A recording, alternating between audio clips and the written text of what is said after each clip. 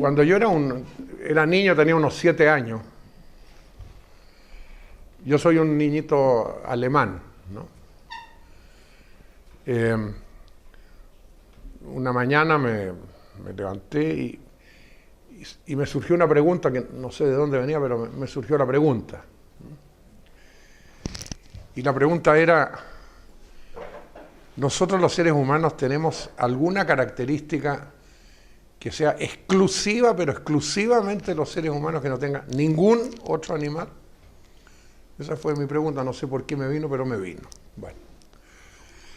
Entonces, cuando tenía 7 años, y como es lógico, para resolver cualquier cosa, tú vas donde tu profesora, porque a los 7 años los profesores saben todo, ¿no es verdad? Y entonces fui donde mi profesora, Fräulein Holstein, le dije, mira, tengo esta pregunta, ¿usted me podría decir si tenemos alguna característica exclusivamente nosotros? Sí, pues Manfred, me dice, lo que pasa es que nosotros tenemos alma y los animales no tienen alma. No me gustó nada la respuesta. Yo tenía mi caballo, tenía 2 perros y tenía un gato y yo los observaba y bueno, para mí eran seres que tenían todos los derechos. Además, en ese entonces yo todavía pensaba que Dios era justo, entonces yo dije, ¿cómo va a ser esta discriminación? Pues bueno, no puede ser, no me satisfizo la respuesta. Bueno, pasó un tiempo, y otra vez me vuelve la pregunta. Fui donde otro profesor ya un poco más grande. Y le hice la misma pregunta. Me dice, no, Manfred, lo que pasa es que nosotros tenemos inteligencia y los animales solo tienen instinto. Bueno, tampoco me satisfizo porque yo, a esos mismos animales, yo los había visto frecuentemente tomar decisiones que obviamente eran producto de racionalizar, o hago esto, y bueno, mi caballo, no sé, lo había observado muchas veces. Tampoco me satisfizo. Bueno, me olvidé. Y pasaron bastantes años. Yo ya estaba en la universidad. Y un día iba en un bus y me volvió la pregunta y de repente, ¡pum!, tuve un clic y dije, ya sé. Y me sentí realizado porque, bueno, ahora lo descubrí yo y nadie me lo dijo. Dije, los seres humanos tenemos humor y los animales no tienen humor. Me sentí realizado. Pero como son estos dramas, bueno, en la investigación, ¿no es cierto?, y en las preguntas, no pasaron 2 semanas y estaba dentro de la oficina de un colega y encima de su escritorio tenía un paper, y era un paper de un etólogo japonés. Los etólogos son los expertos en comportamiento animal. Y lo empiezo a ver y me encuentro con que este japonés relata la historia de unos pajaritos que hay en Japón que le hacen bromas a otros pajaritos y se ríen de ellos. Bueno, puta madre. Ya. Fracasado. Y bueno, pasaron más tiempo y ya, bueno, yo estaba ya en mi doctorado, en fin, y qué sé yo, y mi padre era un notable científico alemán. Nunca, no sé por qué, nunca le había contado esto yo a él. Y esa mañana estábamos ahí tomando desayuno, un día domingo, y le cuento, le digo, mira papi, fíjate que hace años, de que yo era chico, me he hecho varias veces esta pregunta y todavía no encuentro la respuesta. Pues, ¿qué cosa absolutamente única tenemos nosotros que no tiene nadie más? Y mi padre inmediatamente estaba comiendo su huevito y me dice, prueba con la estupidez, me dice. ¿Quién le digo? Sí, prueba con la estupidez. Bueno, yo quedé totalmente desconcertado, pero claro, me puse a reflexionar y dije, claro, efectivamente, no hay elefantes estúpidos, no hay caballos estúpidos tampoco. Y claro, y empecé a reflexionar. Bueno, llegó un momento en que tomé en serio el tema y lo investigué a fondo. Incluso hubo un momento en que yo dicté un curso en Estados Unidos, en el MIT y en la Universidad de Wellesley, que era sobre la estupidez humana. Primera vez que se dictaba un curso sobre esa naturaleza, tuve muchos estudiantes y fue bien entretenido. Pero a la vuelta de un rato deja de ser entretenido y se pone dramático. Pero el hecho es que me puse a reflexionar y dije, claro, ¿qué es la estupidez? La primera condición para ser estúpido es ser inteligente. ¿No? Todos los que están en esta habitación, sin excepción, más de alguna vez se han dicho a sí mismos, ¿cómo pude ser tan estúpido? Bueno, ¿cierto? Todo, ¿sí o no? Ya, bueno. O sea, tenemos perfecta conciencia de nuestra estupidez. O sea, primero hay que ser inteligente para ser estúpido. Pero ¿en qué consiste el acto estúpido? El acto estúpido consiste en hacer algo en contra de las evidencias que tú tienes. Como le decía Ana yo en Barcelona anoche. Sí, ya, terminamos de cenar y tú te vas a ir y yo te digo, mira, no te vayas por este callejón porque está muy oscuro y hay un hoyo, ahí te puedes caer. No, estás loca, que me voy a caer al hoyo, te ocurre, te vas y te caes al hoyo. Ese es el acto estúpido. El acto que tú realizas en contra de las evidencias que tú tienes. Bueno, ¿por qué he comenzado mis comentarios por esto? Porque aquí viene una pregunta que le hago a todos ustedes. ¿Hay realmente algo hoy día, en este mundo de hoy, que nosotros no sepamos que no hay que hacer? ¿Tú tienes claro lo que no hay que hacer? Creo que todos tienen perfectamente claro lo que no hay que hacer. Pero lo hacemos. En consecuencia, mi punto de partida es que en última instancia el fondo de por qué estamos como estamos es por la estupidez humana. Y si eso no se reconoce, bueno, vas a estar arreglando cosas por arriba, pero nunca vas a arreglar la enfermedad de fondo. Ahora, por supuesto, yo no pretendo, ¿no es cierto?, proponer de que la estupidez deba ser eliminada. Porque no toda la estupidez es mala tampoco. Hay estupideces divertidas, ¿me entiendes? Hay estupideces que pueden ser buenas para la salud, ¿no? O sea, no se trata de erradicar una cosa que es humana, pero hay estupideces y estupideces, ¿no es cierto? Y hay una estupidez que si cuando tú has perdido todo, perdiste tu casa, perdiste tu jubilación, perdiste tus ahorros, ¿no?, y estás ahí en la calle y entonces yo vengo y te digo, oye, pero sé más austero. Bueno, claro, entonces como tú dices, sí, pues claro, tengo que ser más austero. ¿Qué es lo que han hecho en España? Pegarse un tiro.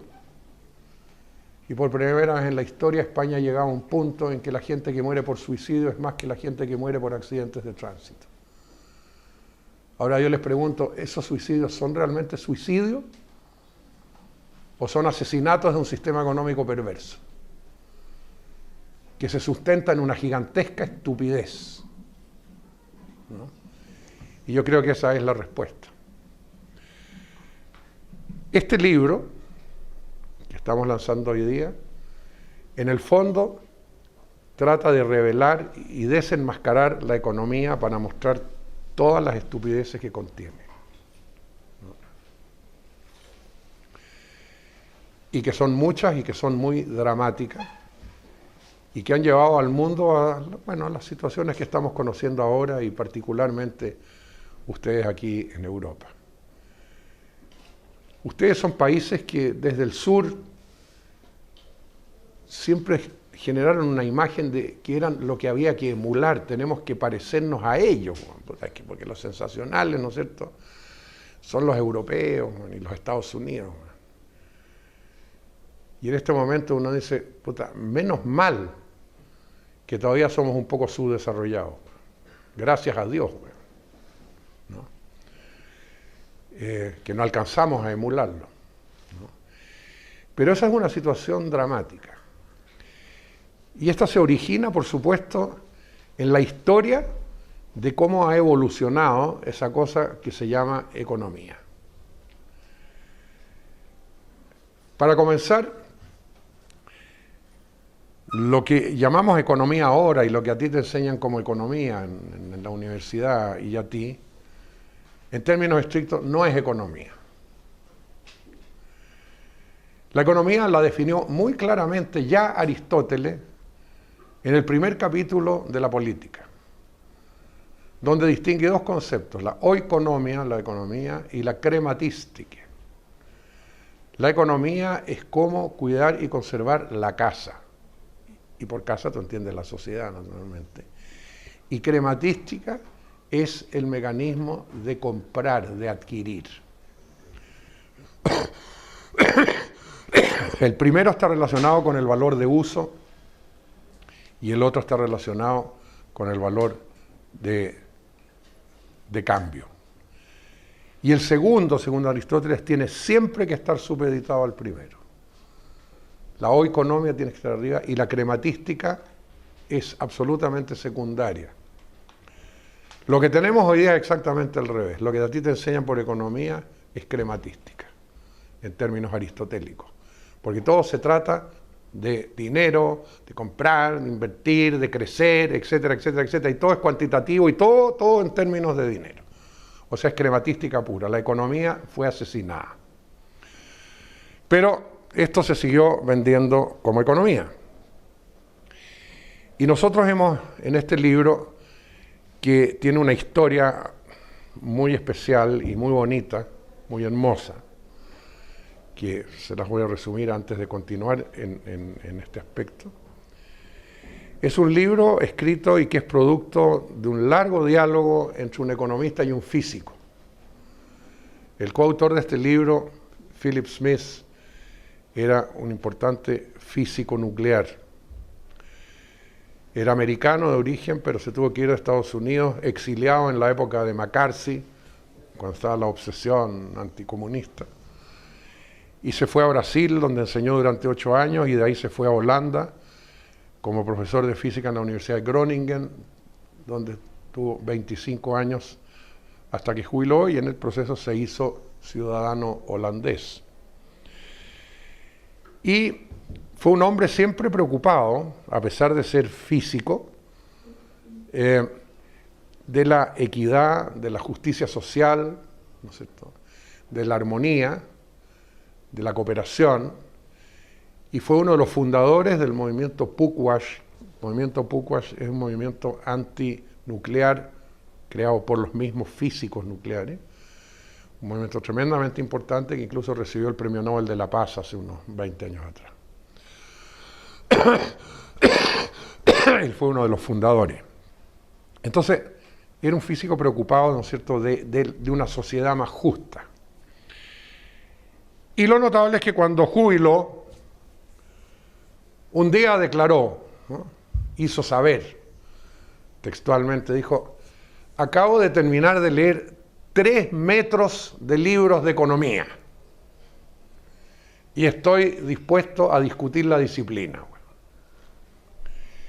Y justo en ese momento tocó que nos conocimos en un congreso internacional en Ámsterdam de ingenieros y científicos por la equidad mundial, que se realizaba ese año en Ámsterdam, y nos tocó estar en una misma mesa redonda, y esa cosa que se produjo una empatía inmediata.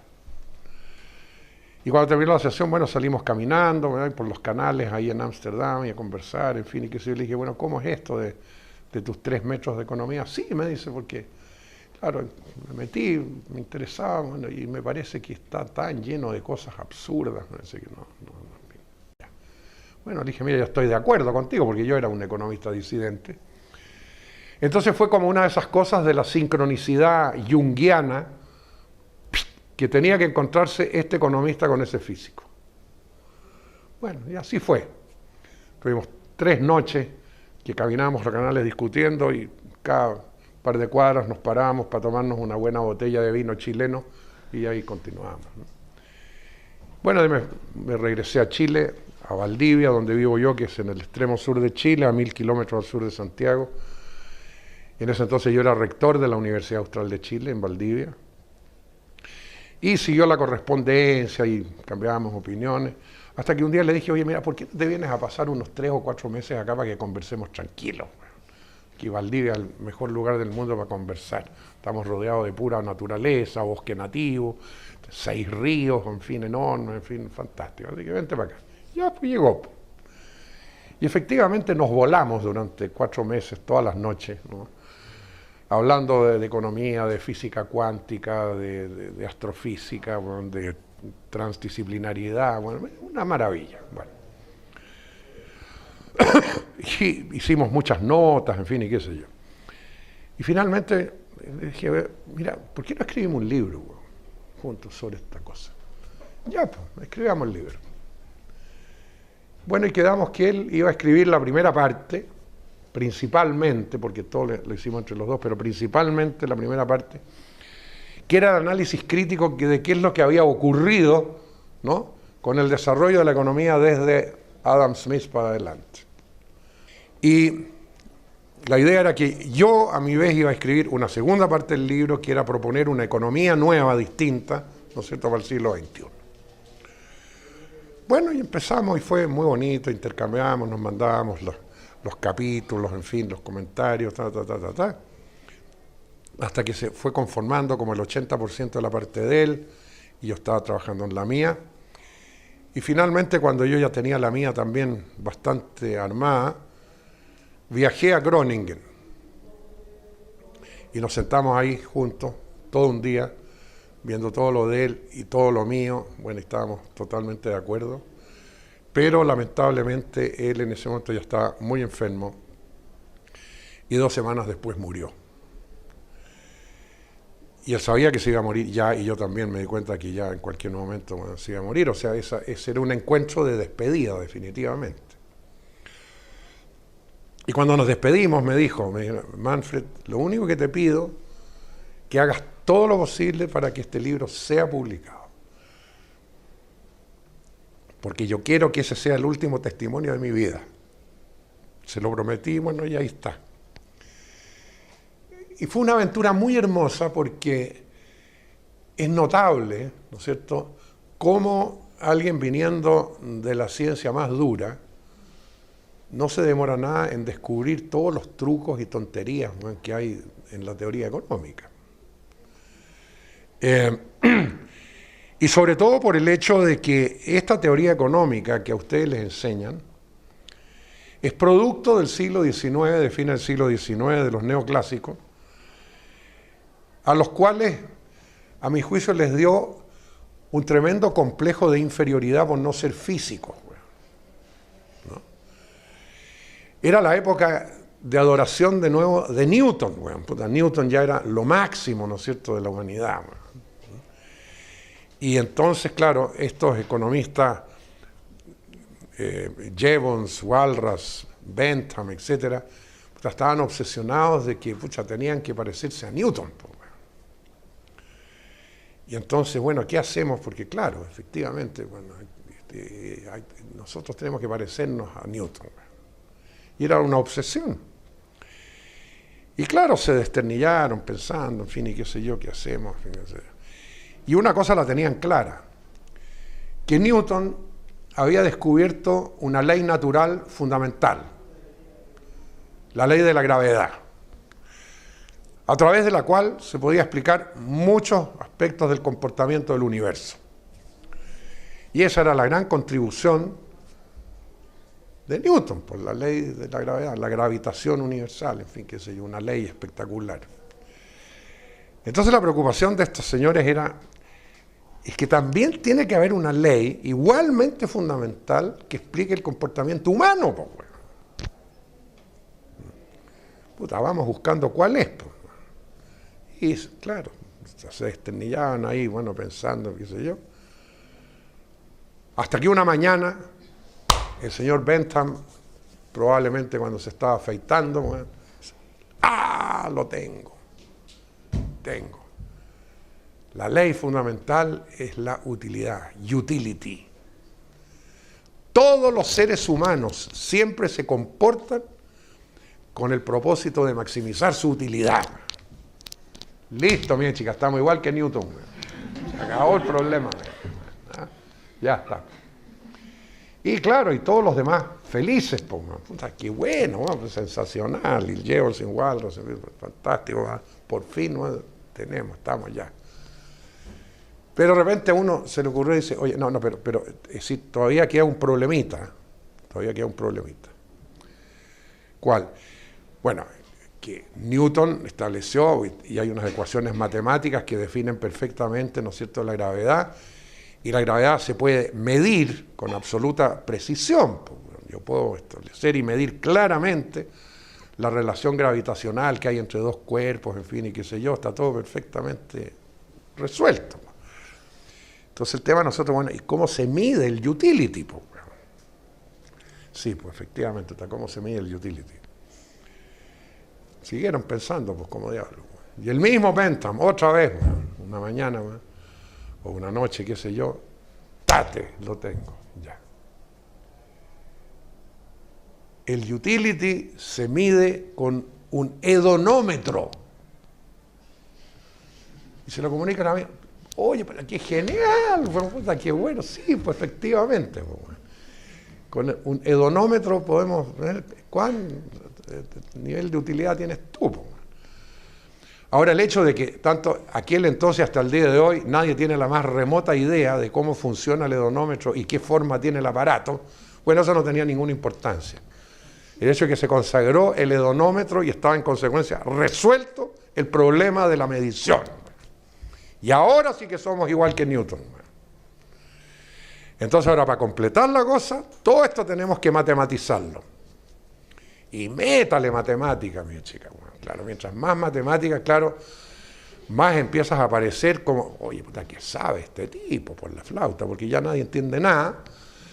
Entonces te empiezas a transformar en un científico duro, po, pura matemática. Po, ¿no? Y es exactamente lo que hacen. Y ese es el momento en que Walras publica su famosa obra sobre la economía, los principios fundamentales de la economía, donde en una palabra dice textualmente, entre la economía y la física no hay ninguna diferencia, ninguna. Bueno, ¿y qué es lo que ocurre? ¿Por qué ocurrió todo eso? Porque antes había ocurrido otra cosa que hay que relacionar. Y ahí está la belleza de las cosas que descubrimos con este largo diálogo de años. En la Edad Media, la estructura social de toda la sociedad estaba determinada por Dios, por la voluntad de Dios. Vale decir, que si tú eras pobre era porque Dios había decidido que tú tenías que ser pobre.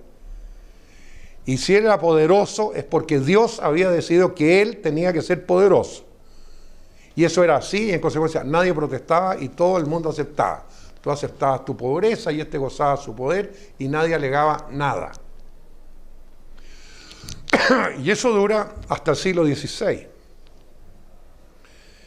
Nadie protestaba.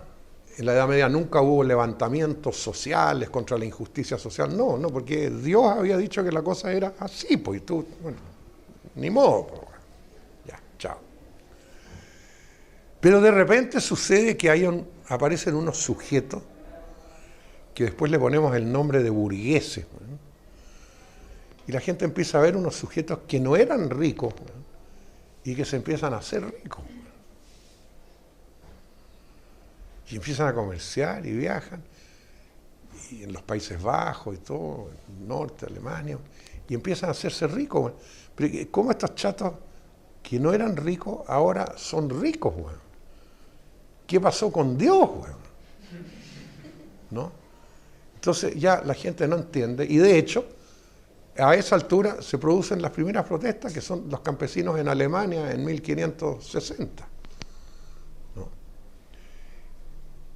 Y claro, cada vez empieza a haber más ricos que no eran ricos, y Dios se muere, pues.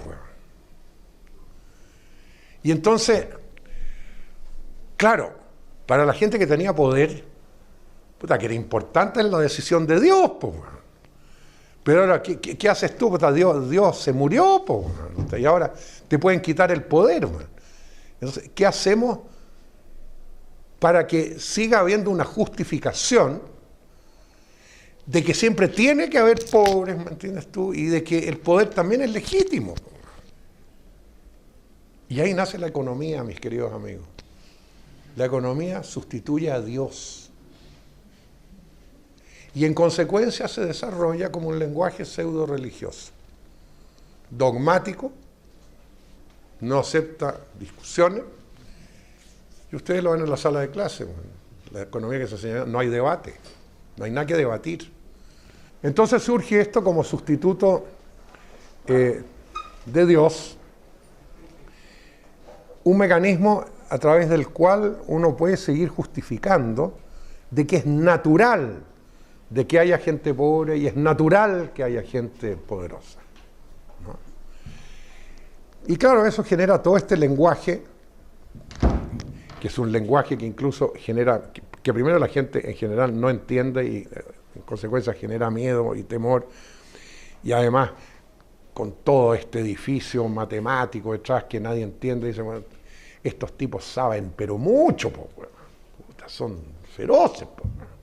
Entonces ellos saben lo que hay que hacer y eso es lo que hay que hacer. Bueno, y por increíble que parezca, si ustedes lo observan, eso es así hasta el día de hoy. Porque ese economista es el único que tiene acceso al poder político, al poder empresarial, ¿me entiendes? Bueno, el economista es el que sabe, ¿no? Pero sucede que obviamente ese mundo que construyeron los neoclásicos a fines del siglo XIX es un mundo completamente ilusorio, está basado en modelos matemáticos, y como muchas veces el modelo no funciona, entonces ahí comienza el proceso de los economistas de generar una serie de trucos, ¿no?, para seguir pareciendo impecables, ¿me entiendes tú?, frente a todas las absurdo. Y entonces inventan cosas así como, por ejemplo, las externalidades. Sucede que yo, he sido una política económica, eso, bueno, y por ahí me sucede un desastre en el medio ambiente, y ahí con los trabajadores, en fin, no, pero eso son externalidades, eso no tiene nada que ver con lo que yo estoy haciendo. Eso es responsabilidad de otro, ¿no es cierto? O sea, el truco de las externalidades es rehuir a la responsabilidad de lo que yo provoco. De manera de decir, no, eso no lo provoqué yo. En consecuencia, no es culpa mía, que otros la arreglen. Pero esto es la cosa, ya. Y ahí comienzan los trucos. Y cuando de repente se le pregunta a la economista, bueno, ¿cómo ve usted cuál va a ser la tendencia, ¿no es cierto?, de aquí al próximo año, en los próximos 2 o 3 años, en fin? La predicción económica, claro, ahí vamos al modelito de nuevo, y aquí viene el otro invento genial, pues, de los economistas, que dice, mire, lo que va a ocurrir es esto, esto y esto, y agregan una palabrita, además en latín porque suena más científico, ceteris paribus. Ceteris paribus quiere decir que esto va a ocurrir así y así, siempre y cuando no ocurra ninguna cosa en ninguna otra parte. Eso es el ceteris paribus. Entonces resulta que la predicción falló, pues, nada que ver. ¿Y cuál es la respuesta del economista? Bueno, no es culpa mía que ceteris non paribus, pues, no tengo nada que ver, pues, ¿verdad? Bueno, entonces tienes el hedonómetro, las externalidades, el ceteris paribus, bueno, y todo, ¿me entiendes tú?, para seguir pareciendo, pero un científico impecable. Y el otro descubrimiento que hicimos, que en todo este proceso, claro, no toda la economía fue así, porque a lo largo de la economía hay muchos pensamientos económicos y otros totalmente distintos de lo que estamos diciendo. Y hubo pensadores que realmente plantearon cosas completamente distintas.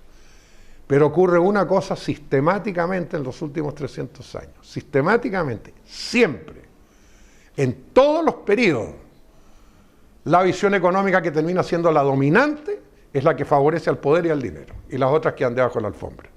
Chao. Y gente notable como Sismondi y otros, ¿no es cierto?, que fundamentan la justicia debajo de la alfombra. Entonces, ese tipo se fregó, está afuera. El caso de Sismondi es uno de los que analizamos muy a fondo, ¿no? Y eso sistemáticamente. Y ahora lo mismo. Piensen ustedes, en este siglo, hubo un momento, 20 años, en que surge el keynesianismo. Keynes era un hombre preocupado por el ser humano, el empleo. Gracias a Keynes se resolvió la gran crisis del 29-30, ¿no es cierto? Pero rápidamente, no, esto no, debajo de la alfombra, y bueno, después de eso que viene el neoliberalismo, ¿no es cierto?, que estamos viviendo hoy día, que vuelve a ser hijo fundamental de la economía neoclásica. Entonces hemos llegado a una situación tan absurda que tú estás en una universidad estudiando una disciplina del siglo XIX, no del siglo XXI. Hoy en día no tenemos física del siglo XIX, no tenemos biología del siglo XIX, no tenemos astrofísica del siglo XIX, no tenemos antropología del siglo XIX, no tenemos nada del siglo XIX. Lo único que tenemos del siglo XIX es la economía. Entonces se supone que tú tienes que resolver problemas del siglo XXI con teorías del siglo XIX. Y que además son indiscutibles y son dogmáticas. Cuando yo estudié economía, a fines de los 50, comienzo de los 60, no, a fines de los 50, claro.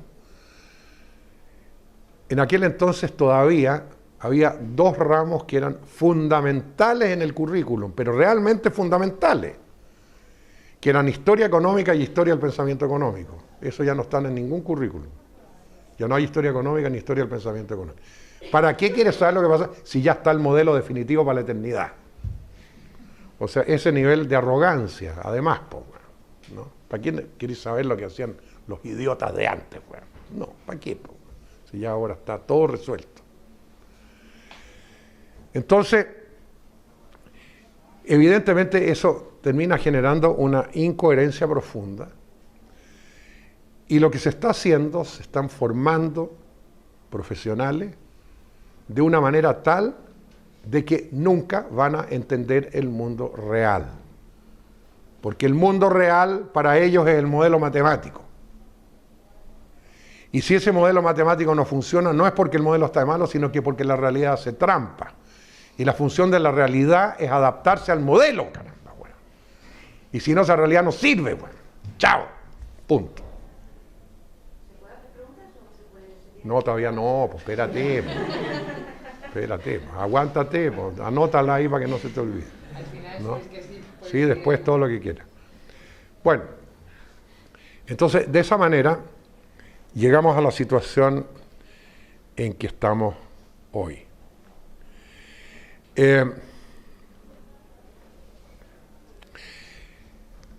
Ahora, frente a esto, desde luego uno dice, bueno, ¿qué podemos hacer?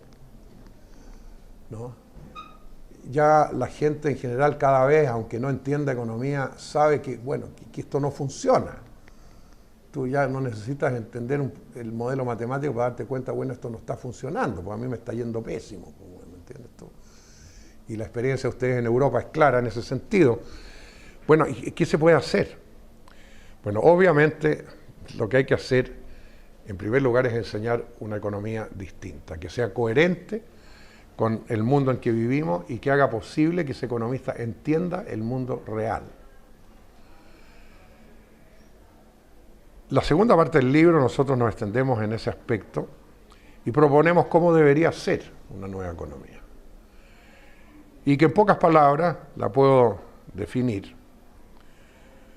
Una nueva economía, como nosotros la proponemos, debiera sustentarse en 5 postulados fundamentales y un principio valórico irrenunciable. El postulado número 1 es que la economía está para servir a las personas y no las personas para servir a la economía. 2, el desarrollo tiene que ver con personas y no con objetos. 3, el crecimiento no es lo mismo que el desarrollo, y el desarrollo no precisa necesariamente de crecimiento. 4, ninguna economía es posible al margen de los servicios que prestan los ecosistemas. Y 5, la economía es un subsistema de un sistema mayor y finito, que es la biosfera. En consecuencia, el crecimiento permanente es imposible. Y el principio valórico irrenunciable sobre el cual debiera construirse una nueva economía es que bajo ninguna circunstancia un interés económico puede estar por sobre la reverencia por la vida. Recorran los 6 puntos y uno por uno lo que tenemos hoy es exactamente lo contrario. Exactamente lo contrario. Todos estamos al servicio de la economía y no la economía al servicio nuestro. Había una vez un país que se llamaba Estados Unidos, al cual evidentemente le dedicamos un capítulo ahí que se llama Estados Unidos, un país en vías de subdesarrollo, que es una nueva categoría, países que se están subdesarrollando, ¿no? Había un país que se llamaba Estados Unidos, que era la potencia industrial más grande del mundo. Vayan ahora, no hay ninguna industria en Estados Unidos. Ni siquiera una escobilla de dientes, bueno, se fabrica en Estados Unidos, se fabrica en China, en Indonesia, bueno, qué sé yo. ¿Por qué? Porque claro, se descubrió esa cosa del outsourcing, ¿no es cierto? Yo mando mi empresa ahora para allá y ahí pago la 20ª parte, bueno, de lo que estoy pagando aquí de sueldo, bueno, y fantástico. Y nosotros estudiamos concretamente el caso de los zapatos Nike, ¿no? Bueno. Fueron a Indonesia y ahí a través de subcontratistas en subterráneos horribles, unas niñitas entre 12 y 14 años son las que hacen los zapatos, se le paga 10 centavos de dólar la hora. Costo final del zapato, $8.50 y se sigue vendiendo a 140. ¿Qué significa esto? Puta, que es buen negocio la pobreza. Pucha, que es buen negocio la pobreza. Puta, que podemos ganar plata gracias a los pobres. Y en ese contexto tienen ustedes los organismos internacionales con grandes programas para la superación de la pobreza.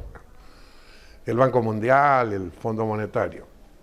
Y ahí les contaba ayer en Barcelona una anécdota, a mí hace unos 7 años atrás, cuando todavía era presidente del Banco Mundial James Wolfenson, me invitó a que fuera al Banco Mundial con otros 6 economistas, entre ellos estaba Amartya Sen, que después recibió el mal llamado Premio Nobel de Economía, para que opináramos sobre el nuevo proyecto que estaba desarrollando el Banco Mundial para la superación de la pobreza. Bueno, llegamos allá, estuvimos 2 días reunidos entre los 7 y llegamos a un cierto consenso. Pero aparte del consenso, cada uno tenía algunos aspectos que no encajaban en el consenso. Ya. Al tercer día nos juntamos con Wolfenson, bueno, le explicábamos, mire, este es el consenso a que hemos llegado, bueno, respecto al programa, en fin, esto es lo que nos parece, etc. Y después cada uno dijo el aspecto suyo individual que no estaba dentro del consenso. Y cuando me tocó a mí, yo le dije, mire, doctor Wolfenson, a mí me parece que lo primero que hay que reconocer, si se quiere hacer un plan mundial de superación de la pobreza, ¿no?, es que si se supera la pobreza, este modelo se colapsa. Este modelo necesita la pobreza. ¿Para qué te digo que bueno, no está de más decir que nunca más me invitaron al Banco Mundial, eso, ¿no? Esa fue la última vez que fui, ¿no? Y es así, pues, ¿no? ¿Qué vas a hacer ahora con la Nike y todo demás si ya no hay más pobres? Bueno, se te colapsa el modelo, ¿no? Pero todo está armado de tal manera, ¿no es cierto? Y ha sido tan genial. El aporte más genial de los economistas es cómo han podido disfrazar su mediocridad y su absurdez, ¿no?, y seguir apareciendo importantes. Bueno, en eso han sido absolutamente geniales. Y eso ya culmina al máximo, ¿no?, cuando logran inventar un supuesto premio Nobel. Pues, bueno, puta madre. Bueno. La física, la biología, ¿no es cierto?, y la economía, pues, o sea, estamos otra vez, pues, bueno, Newton y yo estamos iguales, ¿verdad? Claro, ahora otra vez, truco de publicidad, pues, bueno, porque resulta que el premio Nobel de Economía no existe. Lo que existe es un premio del Banco Real de Suecia, premio de Economía del Banco Real de Suecia en memoria de Alfred Nobel, bueno. Podrían haberle puesto en memoria de Adam Smith, porque por último Alfred Nobel no tenía nada que ver en el baile. Pues, bueno. Pero claro, yo le pongo el nombre Nobel, puta, y queda igual que los otros. Pues, bueno. Y entonces además, claro, presiona al banco para que ese premio lo entreguen el mismo día que entregan los demás. Pues, bueno. Resultado, premio Nobel de Economía. No existe. Pero la imagen en el público es que sí existe. Lo cual una vez más refuerza, ¿no es cierto?, la solidez de la ciencia económica. Ciencia que no existe. Piensen ustedes, si la economía fuese una ciencia y en consecuencia los economistas fuesen científicos, obviamente un científico se comporta como científico. ¿Y cómo se comporta un científico cuando una tesis determinada que en nuestro trabajo se demuestra que no funciona? ¿Qué es lo que hace el científico? Como loco, inmediatamente vuelven a investigar para descubrir, bueno, ¿cuál es la otra? Pues, bueno, esta no sirve, se bota a la basura, se acabó. Bueno, eso es exactamente lo que el economista no hace. La cosa revienta una y otra vez y se insiste en lo mismo. O sea, es el comportamiento más perfectamente anticientífico que puede haber. Ahora quedó demostrado desde el 2008, ¿no es cierto?, de que este modelo es un desastre. ¿Y qué es lo que han hecho? Insistir en el modelo, con más fuerza todavía. Y los resultados, bueno, ustedes los han vivido y los siguen viviendo y los seguirán viviendo porque esto no ha terminado, va a venir otra mucho más grande todavía. Y esto que ocurrió en octubre del 2008, una semana antes, ningún economista se dio cuenta que venía. Pero el tipo que vendía la verdura en la esquina tenía perfectamente claro que se venía la cosa, ¿no? Y la dueña de casa tenía perfectamente claro, mira, aquí se viene un despelote, pero el economista no. Incluso 15 días antes el presidente de la FED en Estados Unidos dice que la economía estaba sensacional, que no había ningún problema, bueno. 15 días antes. Pero el economista sigue siendo el tipo. Y a eso se agrega esa arrogancia impresionante. Y al respecto, quiero leerles a ustedes un parrafito que tengo aquí, que resume todo lo que estoy diciendo. Cuando Icaria decidió hacer la traducción del libro, que por cierto es una traducción extraordinaria, yo ya los felicité públicamente en Barcelona y lo vuelvo a hacer, porque esta es una de las editoriales en ese sentido más serias y más profesionales que he encontrado en mi vida. Me pidió Ana que escribiera una paginita para la edición española, cosa que hice. Y en el momento que estaba escribiéndola, ocurre esto, que lo escribí aquí. A la incapacidad de comprender el mundo real hay que agregar la notable arrogancia de los economistas convencionales. En el momento de escribir estos comentarios, me encuentro con un artículo que analiza un libro recientemente editado por el profesor español Ignacio Palacios Huerta. Esto tenía el diario ahí encima de mi escritorio, veo el diario y me encuentro eso, justo cuando estaba escribiendo esto. El articulista manifiesta que es cierto que esta profesión, la economía, no previó la crisis financiera, pero aún así, el editor escribe en la introducción que, cito, los economistas saben más sobre las leyes de las interacciones humanas y han reflexionado más profundamente sobre ellas y con mejores métodos que cualquier otro ser humano. Bueno. Fin de cita. El señor Ignacio Palacios Huerta, profesor español, espero que no sea profesor tuyo. Bueno. Entonces eso agrego yo.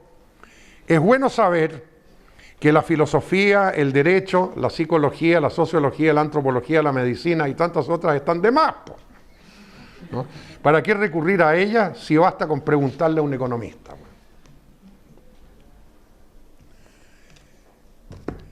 No conozco ninguna otra ciencia en que quienes forman parte de ella hayan jamás en la historia llegado a esos niveles de arrogancia. Piensen ustedes en la historia de la física. No había nada más sólido, ¿no es cierto?, que esa física newtoniana.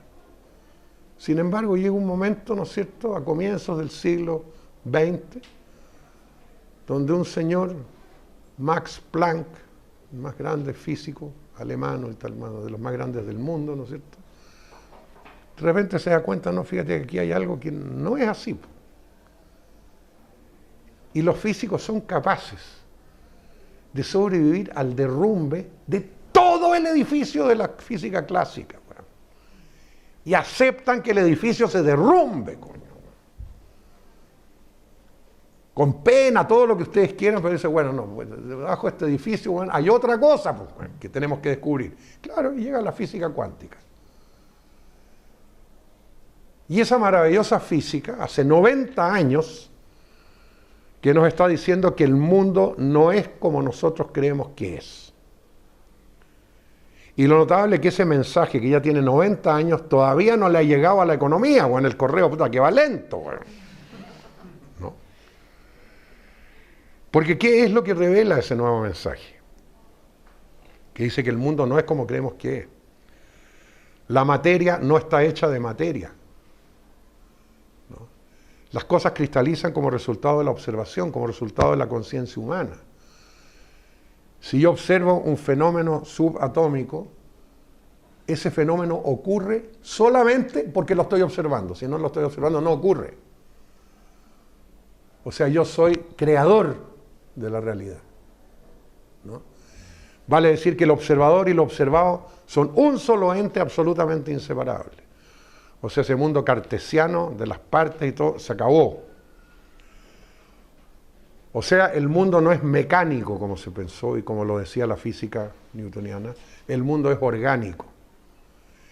En un mundo mecánico ustedes tienen sistemas con partes y los pueden deshacer, como decía Descartes, con todas las partes, lo veo y después lo armo de nuevo y ahí ya entendí la cosa. En el mundo orgánico los sistemas no tienen partes, sino que tienen participantes, en que todos son igualmente importantes y son absolutamente inseparables. Nosotros ya no podemos hablar de la naturaleza sin hablar de nosotros mismos, porque somos eso, y ella es nosotros. Y esto se relaciona muy bellamente con las antiguas sabidurías que siempre uno vuelve a encontrar en las culturas tradicionales, ¿no? La cultura Zulu y Xhosa de Sudáfrica, el precioso concepto del Ubuntu. Ubuntu quiere decir yo soy porque tú eres. Nosotros somos porque ellos son. ¿Qué significa? De que todo está relacionado y que nada puede ser si no es por el conjunto. ¿Y qué dice la economía convencional? Somos puros individuos. Cada uno maximiza su utilidad, ¿no? Y eso es. Y no hay más. Y va tan lejos, y lo encontrará en un libro de texto de Introducción a la Economía, que en ese mundo de la economía neoclásica, la solidaridad es un acto irracional. Es un acto irracional.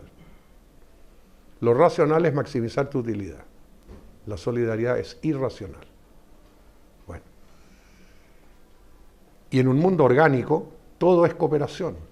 Cada participante coopera con el otro participante. ¿No es verdad? Todo está unido con todo. Y eso ya experimentalmente lo ha demostrado la física cuántica. Y ese mensaje, bueno, frente a eso, la economía se mantiene absolutamente esterilizada e incólume. El mensaje no ha llegado. Bueno, ya dije los principios para una nueva economía y ahora, ¿qué es lo que hay que hacer? Lo que hay que hacer lo tienes que hacer tú y tú. No podemos esperar ni pretender un cambio si no cambia la universidad. A mi juicio, en esta circunstancia, la institución de mayor responsabilidad en el mundo en este momento es la universidad. Y en la medida que la universidad no sea capaz de cambiar y reestructurar la enseñanza de la economía, no hay esperanza. Y la única manera de lograr eso es a través de la presión de usted. Esto ya empezó, ¿no es cierto?, con la economía postautística, empezaron los muchachos en Francia, se extendió a Cambridge, etc.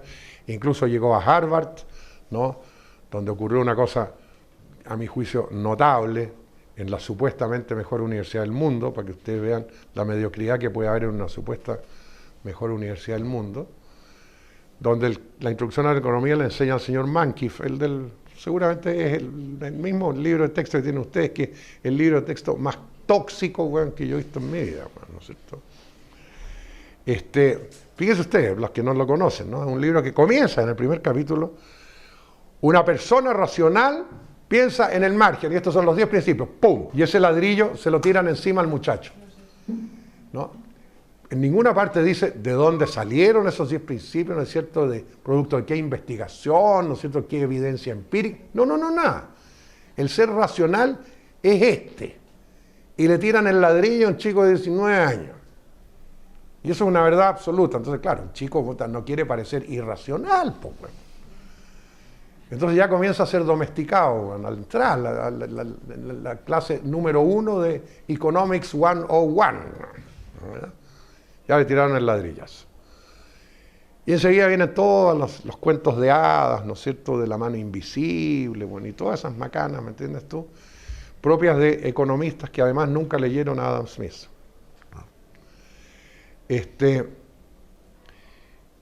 Y entonces todo es dogmático. No se puede discutir. Bueno, eso hay que acabarlo. ¿Y qué es lo que ocurrió en Harvard?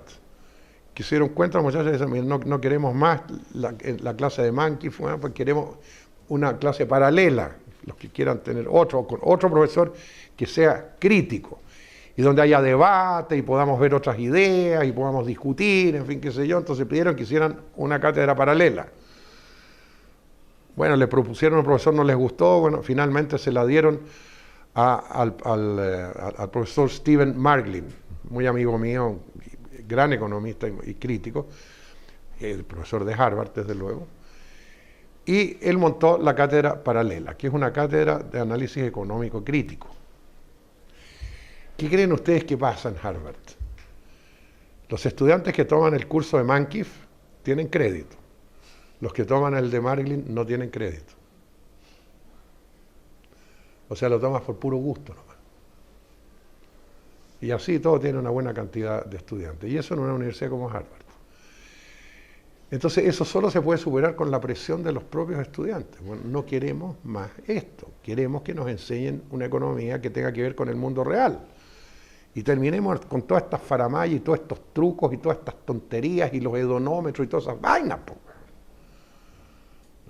Y entendamos que las personas son personas que funcionan con sentimientos, con pasiones, con dolores, con amores, etcétera, etcétera. ¿No? Es decir, y con esto voy a terminar, es para construir un mundo distinto al que hemos alcanzado. Si ustedes me dijeran que yo diga en una frase la característica fundamental del mundo, de la evolución, del punto de evolución a que hemos llegado, yo diría que hemos llegado a un punto en que sabemos mucho, sabemos muchísimo, pero comprendemos muy poco. Y saber y comprender son dos cosas muy distintas.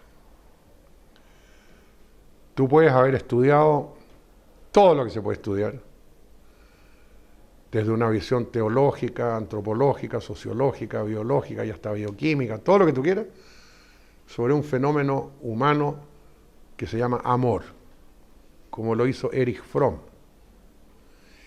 El resultado va a ser que tú vas a saber todo lo que se puede saber sobre el amor, ¿sí? Pero nunca vas a comprender el amor a menos que te enamores.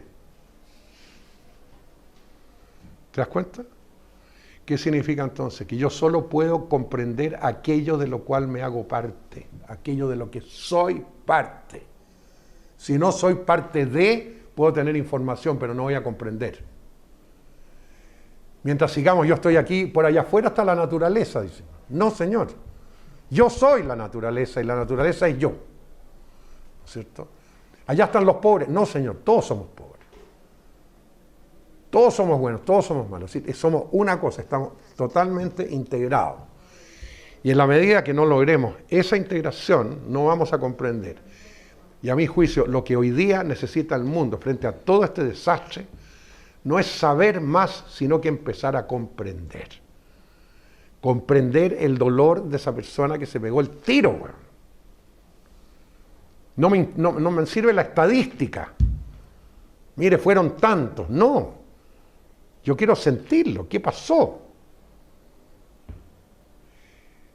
Entonces, en el momento que seamos capaces de comprender, bueno, ahí cambia el mundo.